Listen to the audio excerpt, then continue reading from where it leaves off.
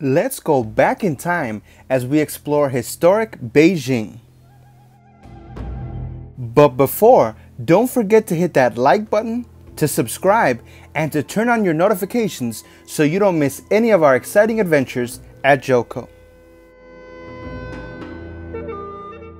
Beijing is a wonderful city where you have modern architecture next to incredible historic structures.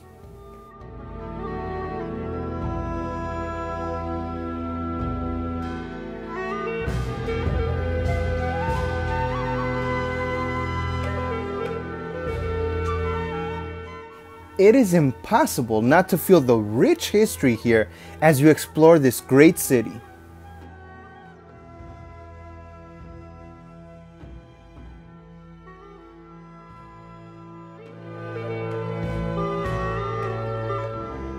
One of the most pleasant surprises we had in Beijing was just how clean and beautifully landscaped the streets are, which are full of beautiful flowers.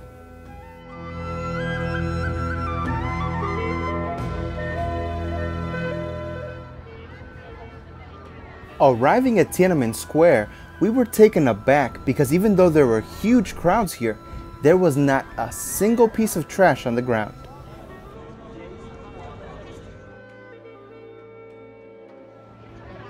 In 2020, the Forbidden City reached 600 years, although these arrangements were to commemorate 70 years of the PRC.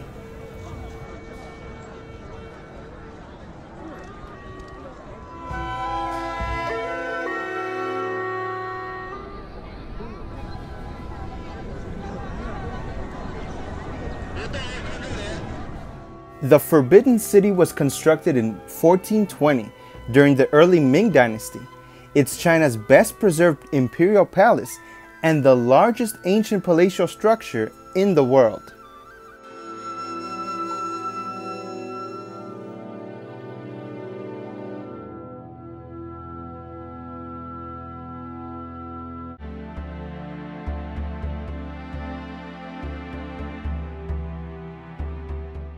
It is surrounded by a 10-meter high wall, which is 2 miles long.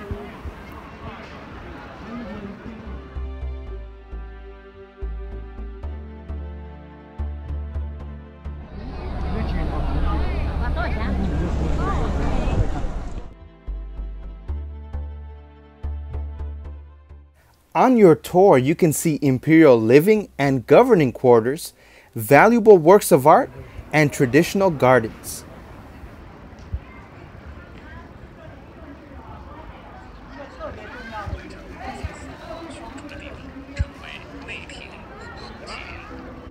The Forbidden City took 14 years to build, from 1406 to 1420.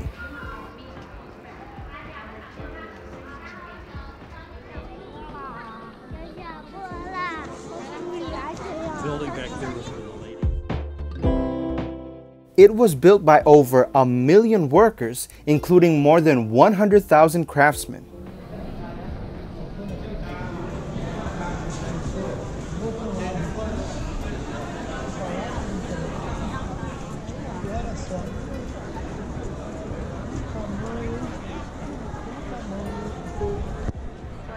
The Forbidden City occupies 7,750,000 square feet, making it over 3 times larger than the Louvre Palace in France.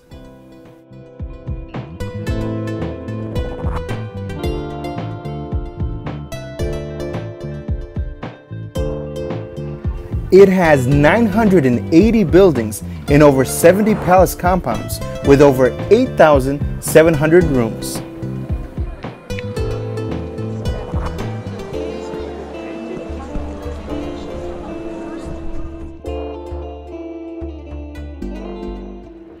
Beijing gets very cold during the winter, so while constructing the Forbidden City, this was put into consideration.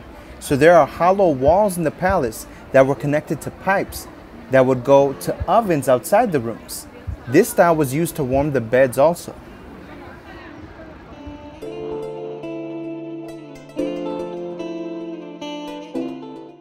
It typically hosts 14 million visitors a year, or a maximum of 80,000 visitors per day.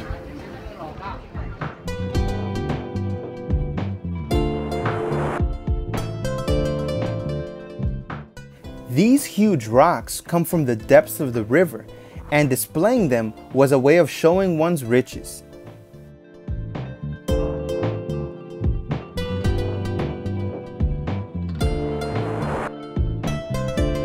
The Forbidden City was the imperial palace of China for 492 years, all the way up until the year 1912.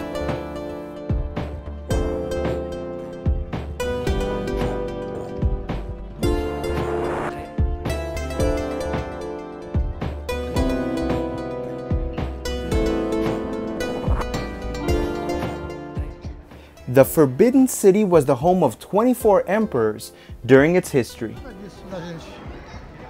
Mas ele seguiu o grupo. Seguiu o grupo. Tudo bom, né? Por dentro, acho que The Forbidden City also has a 52-meter wide moat around it.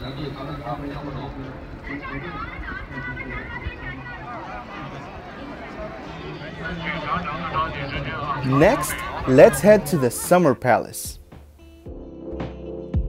For those looking for alternative protein sources, there are a lot of options just outside here, and they're all nice and crunchy.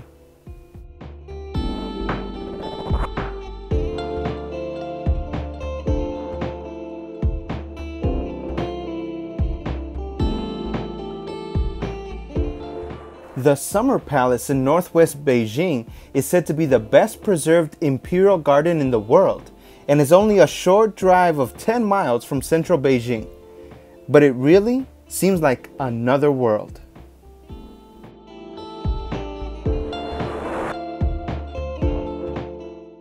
The Summer Palace was used, as the name would imply, as a summer retreat by the Chinese royal family.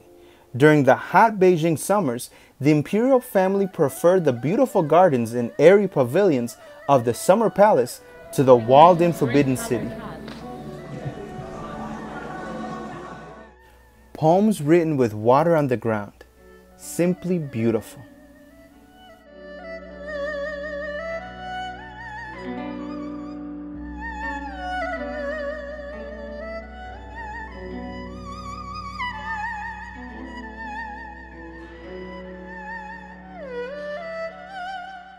The Summer Palace takes up an area of just over 1 square mile. It's 4 times the size of the Forbidden City. It's about the size of Central Park in New York, or twice the size of Hyde Park in London.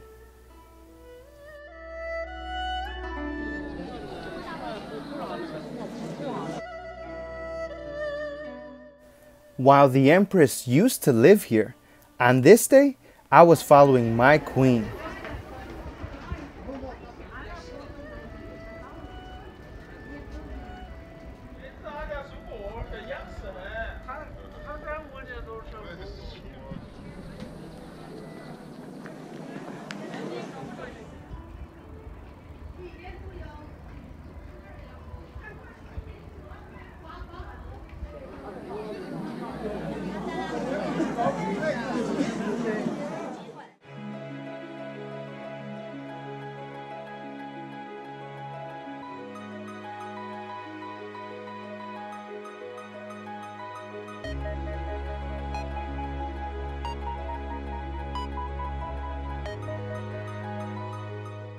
The Summer Palace was first built in 1750, and although it was mostly destroyed in the War of 1860, it was then restored on its original foundations in 1886.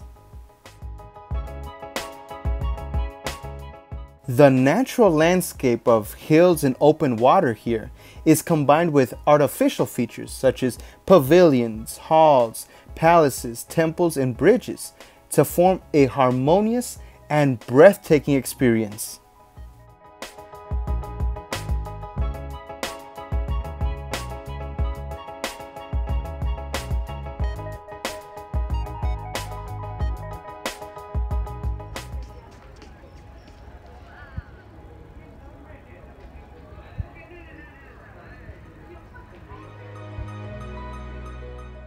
Since you made it to this part of the video, you must have enjoyed coming with us to explore this historic and beautiful area.